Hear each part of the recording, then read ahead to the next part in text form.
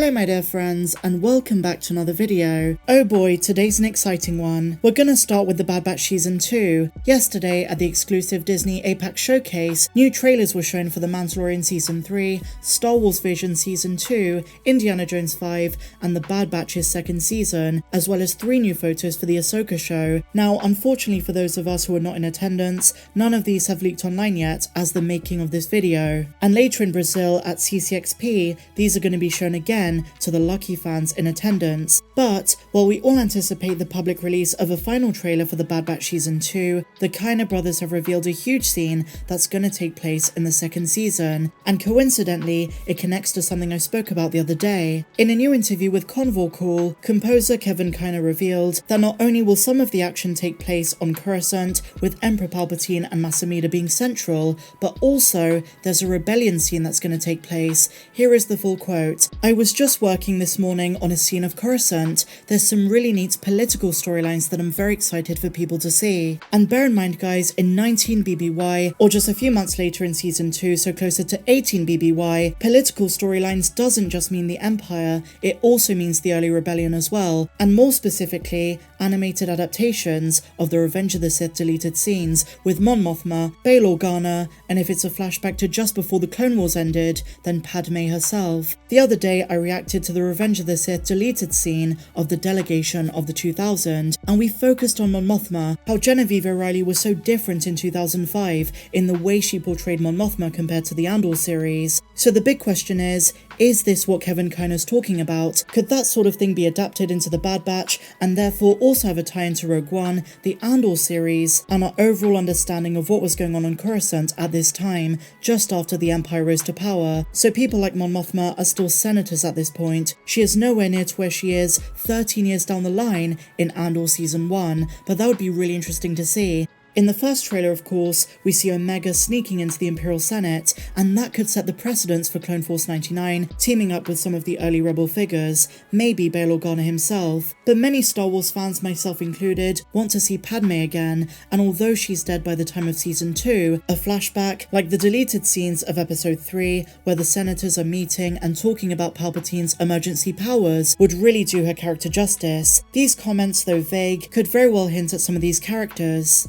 Audiences will get an overall picture of how massive Padme's role would be for what would eventually become the Rebel Alliance, and her daughter would later embody and continue that legacy, fighting for the cause and fighting against oppression. And I really don't think as prequels fans we give Padme enough credit. One of the biggest criticisms of Revenge of the Sith was not using her to her full potential. Of course, losing her in childbirth was looming over Anakin's head the entire movie, but the character of Padme Amidala was so much stronger in Episode 1 The Phantom Menace, and even Attack of the Clones. In Revenge of the Sith she was great as well, but the deleted scenes and the added context of Stover's Episode 3 novelization truly shows how much was missing from the movie. Just like her daughter Leia later on, Padme really embodied the heart of rebellion, even though she would never live long enough to see the full effect of the oppression of the Empire. In other words, by exploring Coruscant's political situation immediately following the Empire's rise, the Bad Batch Season 2 has the opportunity to give Padme the kind of legacy she deserves, and to be honest, as I say, it wouldn't be too hard to do this. A simple mention of her name by Bail Organa,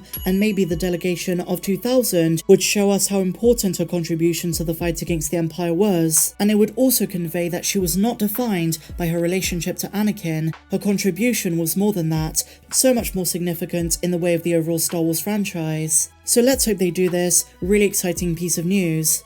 And so now, my dear Mandalorians, just a quick update on the Andor series. Season 2 is filming as we speak, and the other day, if you remember, I covered Tony Gilroy's comments on the first scene they filmed with Cyril Khan. Well, today, guys, I've seen a few reports saying that they're going to be filming in the Brecon Beacons in Wales in just a matter of days. It kind of looks like Aldani, but it's probably not because that was filmed in Scotland. But this could be for any green planet. So just a little tidbit, I miss the series so much. And speaking of weekly Wednesday shows, are you guys watching Willow? Let me know in the comments down below. So our next topic is the Acolyte, because some new comments with Tech Radar from Daphne Keane reveal the overall tone of the series. This show is set to be focused on the Sith infiltrating the Jedi Order. So do you remember how the other day I said, are we going to see Yoda in the Acolyte? The answer is probably yes. We're going to see the Jedi Council, we're probably going to see other High Republic content from the books and the comics, but in my opinion, definitely some familiar Jedi. Operan Sissis, Yaddle, Yoda, I'm sure we're going to see one or two of those, but this series is all dark side. Let's see what she said. I can tease that it's a prequel. No, I mean, you know, it's set 100 years before the prequel movies, and it's kind of an explanation of how the Sith infiltrated the Jedi. And here's the big bit, it's a Sith-led story, which has never been done before. It's been really fun to film, the cast is amazing, and the director Leslie Headland and crew are just lovely. The whole experience is wonderful, and I'm already excited for people to see it. Keane's comments are already exciting Star Wars fans across the internet, and the very moment we get a trailer next year, I'm sure the speculation and theories are gonna go berserk. And here's the thing, the Acolyte and Andor Season 2 are both 2024 shows,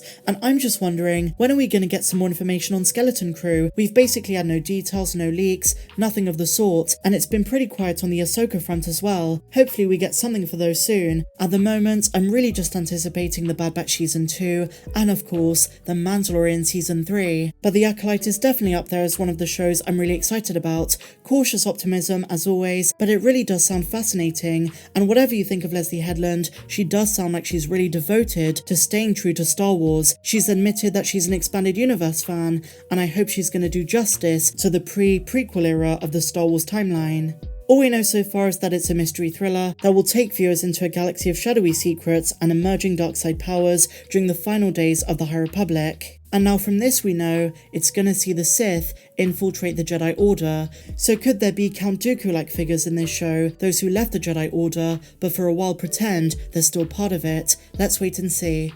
One final interesting thing for the Bad Batch Season 2, did you know that on the premiere date for The Mandalorian Season 3, which is expected to be February the 22nd, the Bad Batch Season 2 Episode 9 drops on the same day as well. So very similar to when we had Tales of the Jedi on the same day as Andor, there are going to be overlaps on Wednesdays, starting with Episode 9 of the Bad Batch, and I think that's going to be throughout The Mandalorian Season 3. So much amazing content coming our way, I really can't wait to break it all down. But with that said, my dear friends, that brings us to the end of this Star Wars news update. If you enjoyed this video, please be sure to give me a big fat thumbs up, subscribe if you're new, and if you want to kindly support the channel, then you can either click the link down there in the description or hit the join button down below. But until the next one, my dear friends, may the Force be with you always. You are pursuing a diplomatic solution to the war then?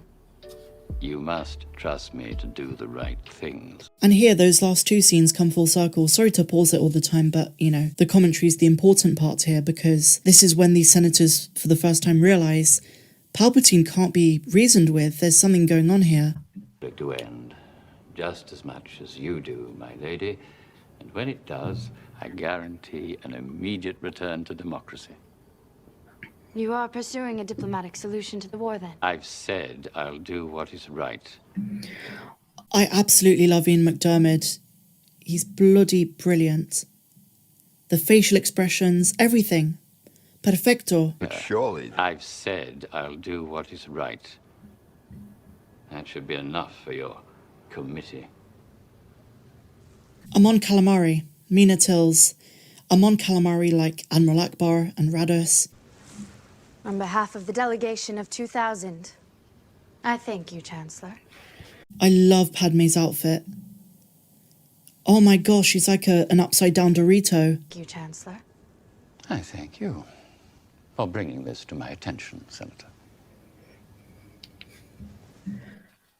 Padme had way too many outfits in this film, but I love it. There's Jar Jar, secret mastermind. Do you think in this scene he was winking at Palpatine, being like, I got you. Don't worry, these senators ain't got nothing on you, Daddy Palps. Their sincerity is to be admired, although I sense there is more to their request than they're telling us.